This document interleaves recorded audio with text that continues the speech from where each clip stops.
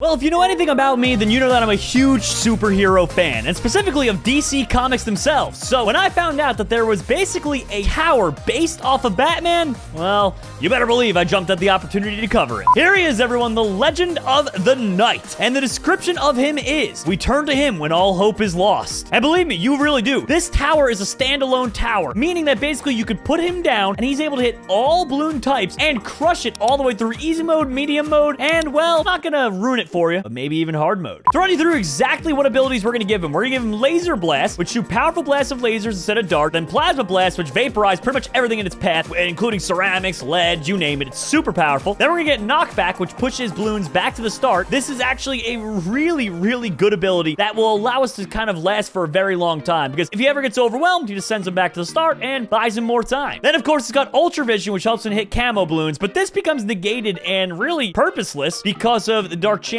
The Dark Champion allows him to hit all Bloon types, regardless of camo or not, so that one's, it doesn't really do anything. It's kind of wasted Ultra Vision. Then Dark Knight. Dark Blades deal extra damage to Moab class Bloons, and then, like we said, the Legend of the Knight. So we're gonna put it to the test. 10, 1 tower. Make it to round 80. We're about to find out. So in order to test this out, we're gonna be playing on Town Center. Traditional map, nothing too crazy about it, which I think is what makes it perfect. It's kind of just your normal average level. So let's go ahead and let's do that. In order to get us started off, of course, the Super Monkey costs over $2,000, especially when you're playing on easy mode. It can go up to $4,000 on hard mode. So because of that, we do need to call in some cash drops, literally so that we can just afford one of these towers to begin with.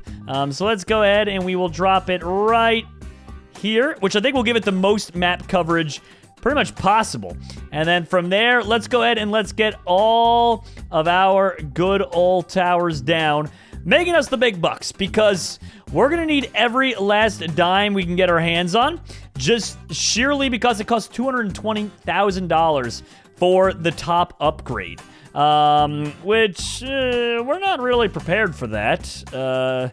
And by not prepared for that, I mean, we're like really seriously not prepared for that at all. So let's go ahead and let's save up the money here and let's start fast forwarding through the rounds here. Now, this guy alone, without many upgrades, like even just at his base level like this, he should be able to last all the way to wave 24. 24 being the cutoff point where camo Bloons come in. But otherwise, you know, he'd be just fine, keeping it real and staying alive. So I think first thing I want to get here is Banana Research Facility. I feel like getting that online, or even Central Market, would be a pretty cool one to get for us as well. So there we go. We're getting them all up there. And let's go ahead and borrow the cash needed. And boom, Banana Research Facility is now online. And now, next amount of money we get, if we can collect it from the bank there, we'll get ourselves a Central Market. There we go. And then the money will be flowing in.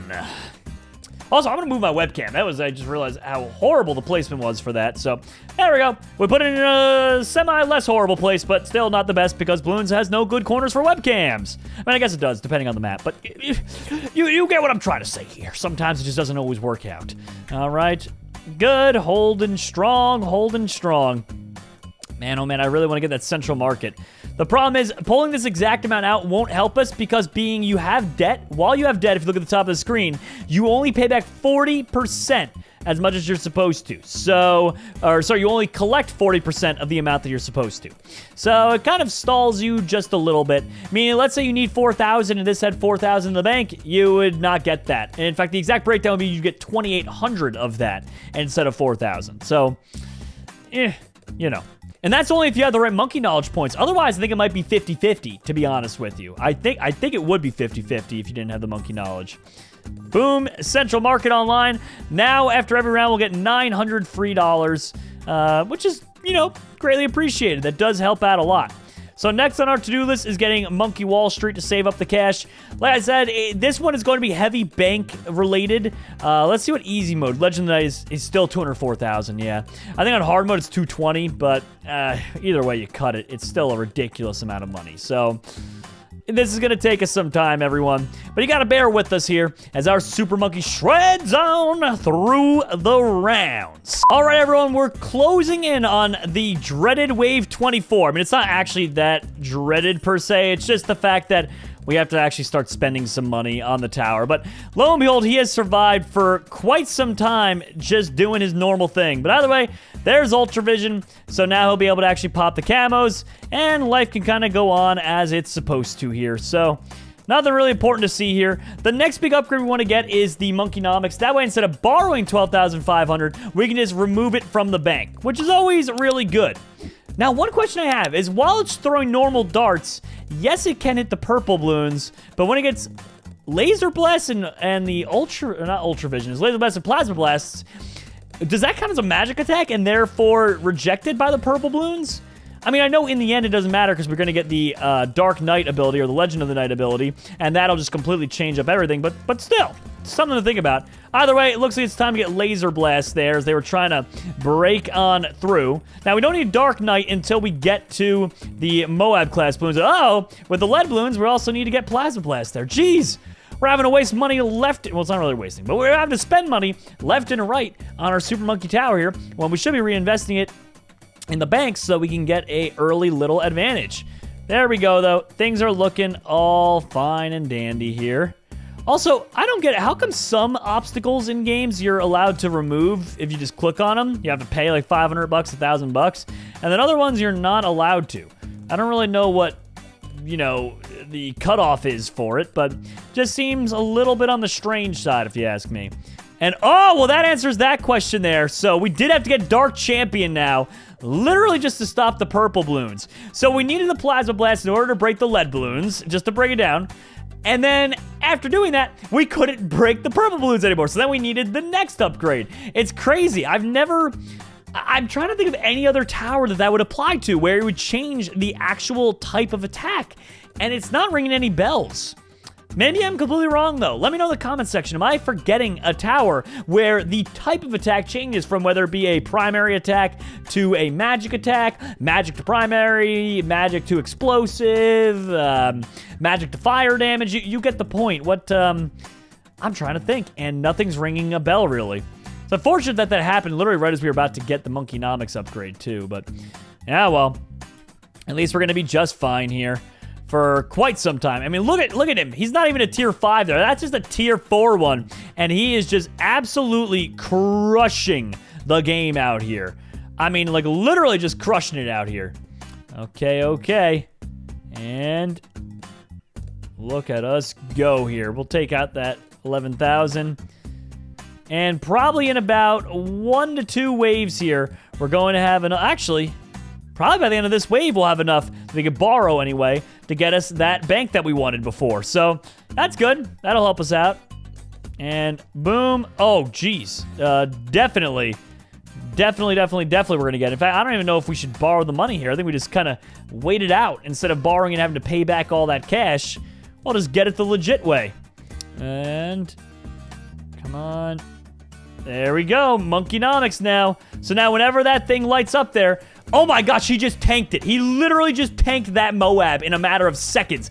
That's some incredible stuff there. Well, let's keep leaving him here to doing his special thing here. Oh man, he's just killing him out here. Absolutely killing him. $204,000 still needed, though, in order to get the final Tier 5 upgrade. My honest hunch inside, the way I feel, is that this one tower alone is going to last well past wave 80. In fact, I could see him literally lasting all the way, even potentially at around 100. I could see it being 100. I really could. I know that's a bold claim, but we're going to give it a try. We're going to see what happens with it. Because that's what we do on this channel. We test awesome things in balloons, and we have no idea if it's actually going to work out or not. We just kind of hope for the best. But that's what it's all about. Experimenting, right, guys? We're going to experiment out here, and we're going to get to the bottom of this. And thank you for the 12,000 there. And now, pretty soon we're going to get Banana Central, actually. Look at this. Maybe right now, before this wave ends, we did it. There we go. So that is 3 Tier 5 banks. And now, any money we make will just be used to save up to get Legend of the Night. Legend of the Night. There we go. And, ooh, another 12,000 waiting for us there. Thank you. Don't mind me. And actually, we should. That's 69,000. So we'll say 70,000, 50,000. So it's 120. Plus that is 75, 195. If we sold them all, we actually could just buy the Legend of the Night literally right now. And in fact, I think that's exactly what we're going to do. So there we go. Boom, Legend of the Night. So it's literally just our dude here, Legend of the Night, crushing through him. I want to wait for wave 50 to see how he fares against 2 Moabs, even though I think we all know the exact answer about how it's going to go. I mean, it is just going to rip right through them, I'm sure. Because the Legend of the Night, he's awesome. He doesn't mess around, the Legend of the Night. Oh, no. He is a force to be reckoned with. Actually, look at him go. Actually, though, geez, look at him genuinely just go, go, go. He is killing the game out here. That's what you like to see. And here we go, round 50. There's the first Moab, absolutely just shredded in its tracks. And then what about Moab number 2? What about Mr. Moab number 2? Oh, there he is, there he is, there he is, and deleted. All right, there's 2 waves left until the end of medium mode. We're on round 59, and 60 is when medium mode ends. I genuinely don't think anything exciting is going to happen with the introduction of the BFBs. I think he's going to wipe them out literally within, I'm going to say, less than 5 seconds of contact. You ready? So let's count it out. That's my guess here. 1, 2, 2. What was that? He just deleted them. That was seriously ridiculous. That is mind-blowing. I think I'm very confident in saying that this tower alone will reach round 100. But only time will tell. Normally, we end these things at round 80. That's usually my cutoff for where we go, all right, he beat hard mode. That's good enough, because really, that's it. But I think for this one, we're going to make a special case. We're going to try and test it all the way up to round 100 and see what happens. So, bear with us. All right, we are 3 waves away from the end of round 80. Honestly, I can report that from the last, 15 waves that we skipped through, nothing important happened at all. I mean, they just keep getting stopped pretty much as soon as they turn the corner from that windmill, right there, they just explode. There, they explode. Look at this. Even with 4 of these red Moabs lined up, boom, boom, boom, boom. I mean, literally, they just die in the exact same spot. So, nothing crazy to report here. We'll see how he performs with the ZOMG. I imagine it won't be much different at all from his performance against the BFBs. We're gonna see, but I don't really know how much there really is to see.